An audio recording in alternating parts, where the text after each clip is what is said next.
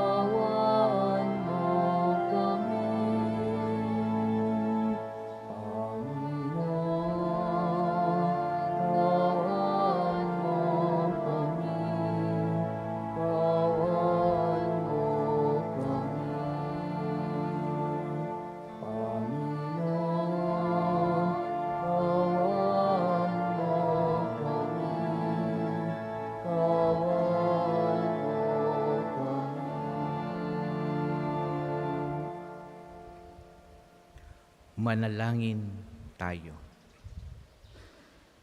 Ama naming makapangyarihan, manatili kang kapiling ng iyong sambayanan na iyong laging kinahabagan at pinagbibigyan upang ang itinampok ng iyong pamumuno at pagsubaybay ay muli mong ikalugod at panatilihin mong kinalulugdan sa pamamagitan ni Jesucristo kasama ng Espiritu Santo magpasawalang hanggan.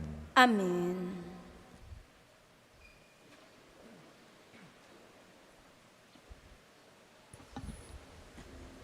Pagbasa mula sa aklat ni Propeta Jeremias.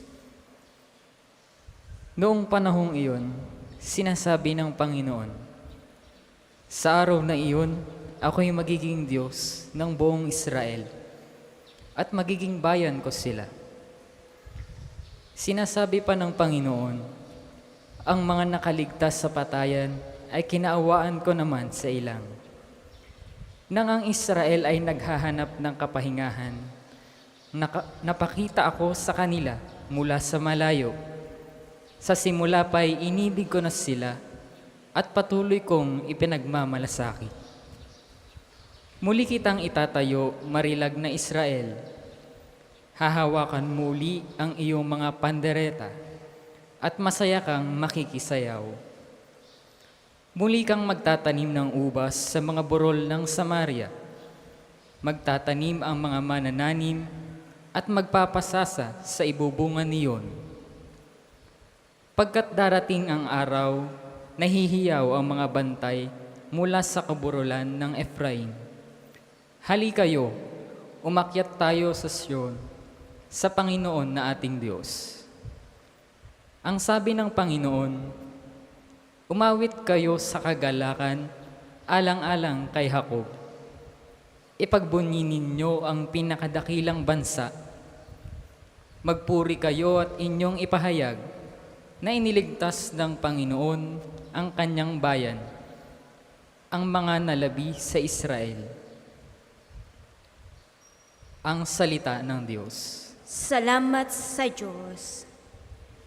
Salmong tugunan, pumapatnubay sa Diyos ay pastol na kumukupkup. Pumapatnubay sa Diyos ay pastol na kumukupkup. Mga bansa, pakinggan ninyo ang sabi ng poon at ipahayag ninyo sa malalayong lupain. Pinangangalat ko ang mga anak ni Israel, ngunit sila'y muli kong titipunin at aalagaan, gaya ng pagbabantay ng isang pastol sa kanyang mga tupa. Pumapatnubay sa Diyos ay pastol na kumukupkup. Sapagkat tinabos ng poon ni Jacob at pinalaya sa kapangyarihan ng kaaway, na lubhang makapangyarihan at malakas, aakyat silang nagsisigawan sa tuwa patungo sa bundok ng Siyon, tigib ng kaligayahan dahil sa mga pagpapala ng poon. Pumapatnubay sa Diyos ay pastol na kumukupkup. Kung magkagayon, sasayaw sa katuwaan ang mga dalaga, makikigalak pati mga binata't matatanda. Ang kanilang dalamhati ay magiging tuwa, papalitan ko ng kagalakan ang kanilang kalungkutan.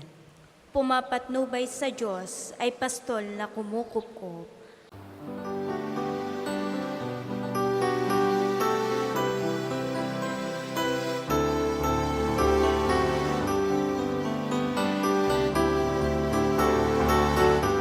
Hallelujah, hallelujah, hallelujah,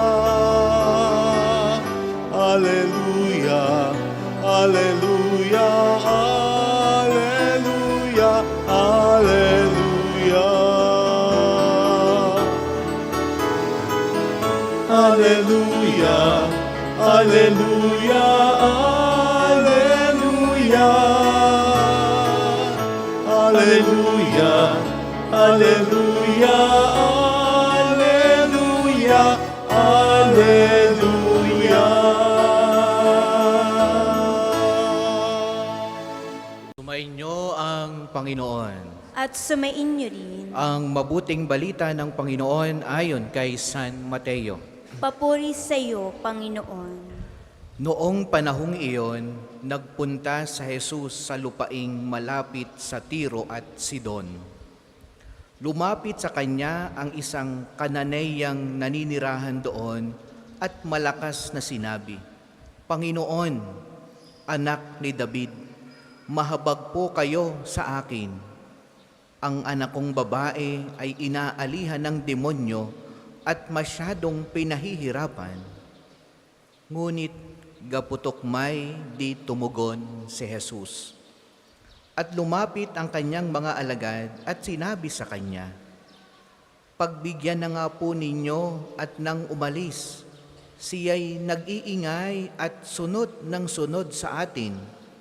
Sumagot si Jesus, Sa mga tupang naliligaw ng sambayan ng Israel lamang ako sinugo. Ngunit lumapit sa kanya ang babae, lumuhod sa harapan at ang sabi, Tulungan po ninyo ako, Panginoon. Sumagot si Jesus, Hindi dapat kunin ang pagkain ng mga anak upang ihagis sa mga tuta. Tunay nga po, Panginoon, tugon ng babae. Ngunit ang mga tuta man ay nagsisikain ng mumong nalalaglag sa hapag ng kanilang Panginoon. Kaya't sinabi sa kanya ni Jesus, Napakalaki ng iyong pananalig, mangyari ang hinihiling mo, at noon di gumaling ang kanyang anak. Mga minamahal na mga kapatid, ang mabuting balita ng Panginoon. Pinupuri ka namin, Panginoong Heso Kristo. Muli po magandang hapon sa inyong lahat. At welcome po kayong lagi dito sa ating parokya at pambansang dambana ni Santo Padre Pio. Mga minamahal na mga kapatid, kung ating titingnan ang lumang tipan, kung papaano ang Diyos lumapit sa tao, inyong mapapansin, laging sinusubok ng Diyos ang pananampalataya ng tao. Sa una, makikita natin na ang Diyos ay sa pamagitan ng propeta, sinusugo sa isang tao. Tingnan ninyo si Moises, si Noah, no? Siya ay inutusan ng Diyos na gumawa ng isang arko o ng isang bangka na wala naman sa dagat, na wala naman sa tabi ng ilog, nasa kapatagan o nasa may bundok. Susunod ka ba? No? Pagagawain ka ng bangka na para bang ikaw ay inuuto lamang. Gumawa ka ng isang malaking bangka. Ikaw ba'y susunod? Ay wala naman sa tabi ng dagat. Wala naman sa tabi ng ilog. Wala naman sa tubig. Ganyan ang Diyos. Kung magbiro sa tao. Pero sa tao, pakiramdam niya siya'y, paano ba ako susunod nito? Tunay ba ito? Sinusubok ang iyong pananalig sa Kanya. Pero sinunod niya. At yun nga, bumaha. At siya'y nailigtas sa kanyang faith. Tingnan natin si Abraham. Nahiling ng anak sa Diyos. Binigyan ng anak. Pero anong sabi ng Panginoon? Ang iyong nag-iisang anak, ialay mo sa akin. Iyong ialay, ibig sabihin ay iyong susunugin bilang handog sa akin. Humiling ka, pero ang ginawa ng Diyos, no, ikay bigyan, kinuha uli sa iyo. No? Sinusubok ang faith. No? Ganyan ang Diyos. Laging sinusubok ang pananampalataya ng tao. Kita natin si Job. Si Job ay napakayaman. Magandang takbo ng pamilya. Siya ay napakamatuwid, napakamasunurin sa Diyos. Isang araw, siya ay sinubok ng Diyos sa pamagitan ng demonyo. Lahat ng kung anong meron siya, kahit ang kanyang buong pamilya, namatay. Yung kanyang ari-arian, lahat nawala. At siya mismo ay nagkasakit ng malubha sa balat. Sinubok ang kanyang pananampalataya sapagkat sabi ng demonyo, kaya ka lamang naman niyan sinasambat pinupuri dahil siya'y iyong pinagpapala. Subukin mong alisin ang lahat sa kanya, ikaw ay isusumpa ni Job. Pero anong ginawa ni Job? Hindi niya sinumpa ang Diyos. Sabi niya, ang Diyos ang nagkaloob, ang Diyos din ang aalis ng lahat ng ito. Purihin ang Panginoon. Anong ginawa ng Diyos sa kanya, sa kanyang faith? Ibinalik ng doble ang lahat ng nawala sa kanya. Dahil sa hindi natinag, hindi niya isinumpa ang Diyos sa lahat ng nangyari sa kanya. Ganito rin ang babaeng ating napakinggan. No? Siya ay isang hintil. Ibig sabihin ng hintil, siya ay hindi siya Israelita, no? Siya ay nakatira, siya ay lumapit isang Kananeya, no? Hintil. Ibig sabihin ay, sabi ni Jesus ay, ako'y sinugo ng Ama para sa mga naliligaw na kanyang mga kababayang, mga Israelita, hindi para sa isang hintil na katulad mo. Sinusubok siya. Pero anong kanyang ginawa? Lumuhod, nagmakaawa. Ipinakita niya ang kanyang pananampalataya sa harapan ni Jesus. At doon, ang puso ni Jesus, parang sa pagluhod ng babaeng ito, kita ninyo ang puso ng Diyos na bago. No? Ganyan ang nagagawa ng nagmamakaawa at lumuluhod sa Diyos. Kaya't sabi sa kanya ni Jesus, napakalaki ng iyong pananalig, mangyari ang hinihiling mo. Mga minamahal na mga kapatid, tayo'y maraming hinihiling sa Diyos. No? Marami tayong, dahil lagi naman ang tao'y humihiling sa Panginoon. Pero minsan, Tayo pagbibigyan ng Diyos, pero minsan mapapansin mo, sinusubok muna tayo. Humihiling ka ng kagalingan, pero mapansin mo parang lalong lumulubha. May bagay kang hinihiling, pero parang ang daming inaalis sa iyo. No? Ang Diyos ay parang mapagbiro sa tao. Pero yan, sinusubok lamang yan hanggang saan ang iyong pagkitiwala sa Kanya. Hanggang saan ang iyong pagluhod. Hanggang kailang kaluluhod. Hanggang mananatili ang iyong pagluhod. At magsasabing, Panginoon, kaawaan mo ka ako.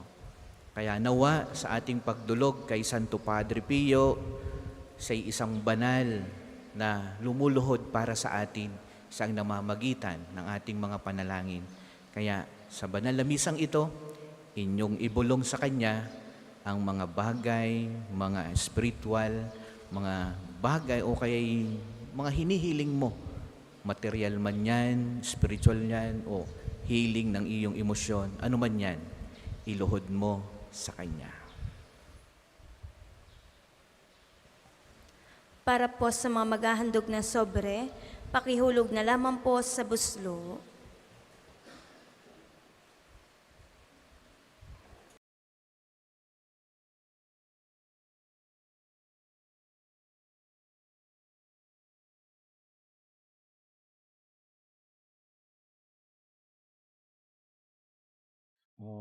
Aming hatid,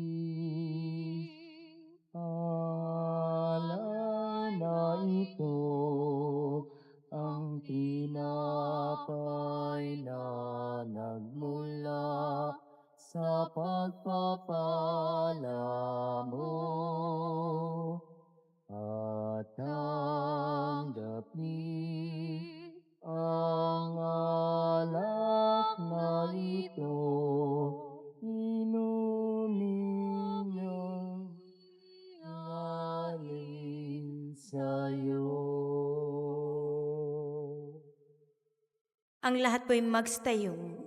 Manalangin kayo mga kapatid upang itong ating paghahain ay kalugdan ng Diyos Amang makapangyarihan. Tanggapin nawa ng Panginoon itong paghahain sa iyong mga kamay, sa kapurihan niya at karangalan, sa ating kapakinabangan at sa buong sambayanan niyang banal. Ama naming lumikha para mo ng awa, gawin mong banal ang mga alay naming iyo sanang kalugdan at kami gawin mong haing sa iyo'y laging nakalaan sa pamagitan ni Jesucristo kasama ng Espiritu Santo magpasawalang hanggan. Amen. Sumainyo ang Panginoon. At sumainyo rin. Itaas sa Diyos ang inyong puso at diwa. Itinaas na namin sa Panginoon. Pasalamatan natin ang Panginoong ating Diyos. Marapat na siya ay pasalamatan. Ama naming makapangyarihan, tunay ngang marapat na ikaw ay aming pasalamatan. Sa iyong paglingap at kagandahang loob, ang tao ay nilikha mo at pinangangasiwa sa sansinukob.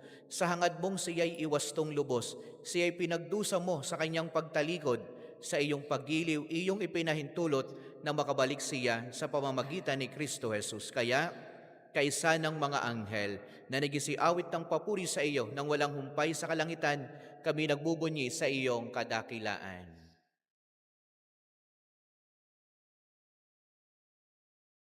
Banal ka pong may kapal, banal ang iyong pangalan, banal ang iyong kaharian, langit lupa'y nagpupugay sa iyong kadakilaan, dinadakila ng lahat ang naparito mong anak, na siyang nagmulat sa bulag, sa pilaya'y nagpalakad, at nakiramay sa lahat.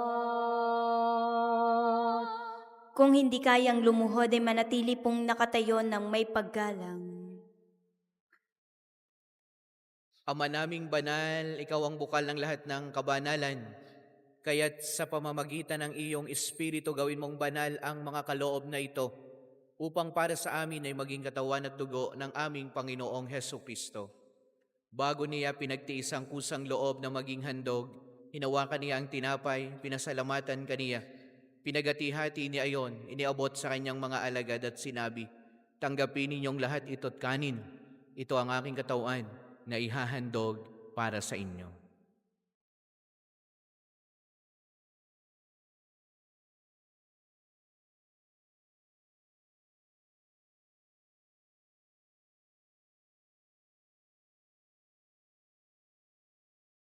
Gayon din naman, noong matapos ang hapunan, hinawakan niya ang kalis, muli kaniyang pinasalamatan. Iniabot niya ang kalis sa kanyang mga alagad at sinabi, "Tanggapin ninyong lahat ito at inumin. Ito ang kalis ng aking dugo, ng bago at walang hanggang tipan. Ang aking dugo na ibubuhos para sa inyo at para sa lahat sa ikapagpapatawad ng mga kasalanan. Gawin niyo ito sa pag-alaala sa akin."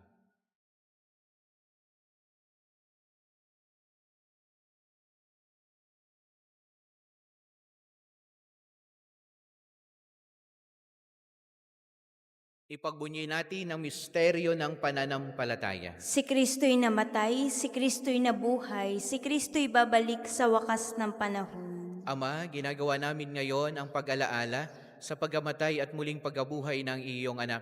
Kaya tinialay namin sa iyong tinapay na nagbibigay buhay, tangkalis na nagkakaloob ng kaligtasan. Kami nagpapasalamat dahil kami iyong minarapat na tumayo sa harap mo para maglingkod sa iyo. Isinasambo namin kaming magsasalo-salo sa katawat dugo ni Kristo ay mabuklod sa pagkakaisa sa pamamagitan ng Espiritu Santo. Alalahanin mo rin ang mga kapatid naming nahimlay na may pag-asang sila'y muling mabubuhay, gayon din ang lahat ng mga pumanaw. Kaawaan mo sila at patuloyin sa iyong kaliwanagan. Kaawaan mo at paging dapatin kaming lahat na makasalo sa iyong buhay na walang wakas. Kaisa ng mahal na Birheng Maria na ina ng Diyos, ni San Jose na kanyang kalinis-linisang esposo, kaisa ng mga apostol at ng lahat ng mga banal na namuhay dito sa daigdig ng kalugod-lugod sa iyo, may pagdiwang nawa namin ang pagpupuri sa ikararangal mo sa pamamagitan ng iyong anak na aming Panginoong Heso Kristo. Sa pamamagitan ni Kristo, kasama niya at sa Kanya, ang lahat ng parangal at papuri ay sa iyo, Diyos Amang makapangyarihan, kasama ng Espiritu Santo, magpasawalang hanggan. Amen, amen, amen.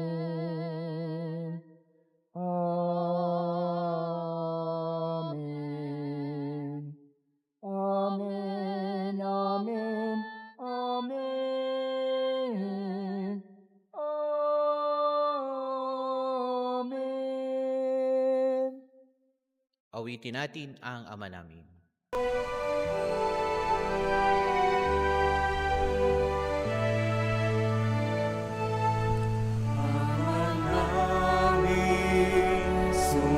Sumasalangit ka, sambahin ang ngalan mo, mapasa amin ang kaharian mo, sundin ang loob mo.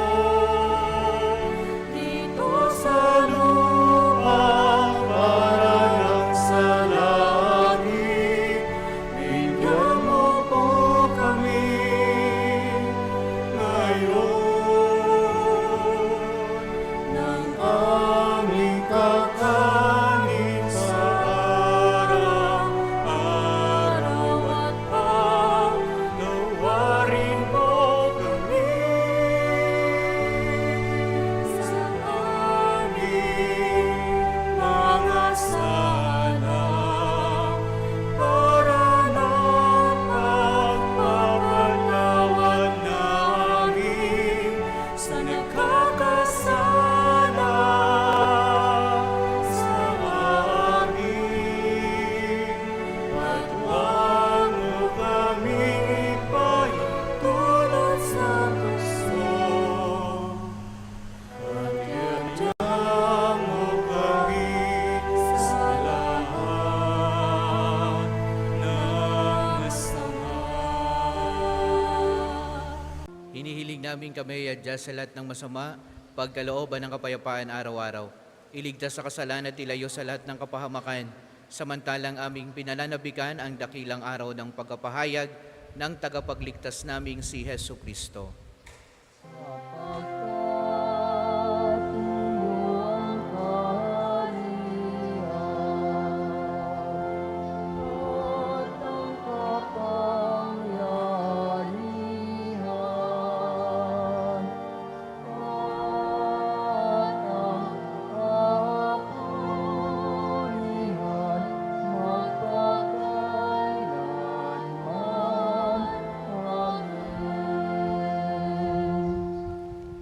Panginoong Hesukristo, sinabi mo sa iyong mga apostol, kapayapaan ang iniiwan ko sa inyo, ang aking kapayapaan ang ibinibigay ko sa inyo.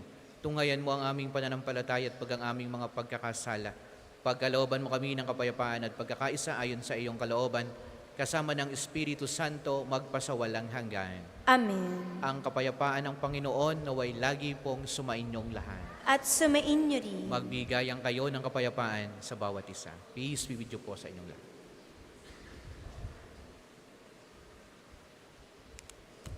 Kordero ng Diyos na nag-aalis ng mga kasalanan ng sanlibutan, maawa ka sa amin.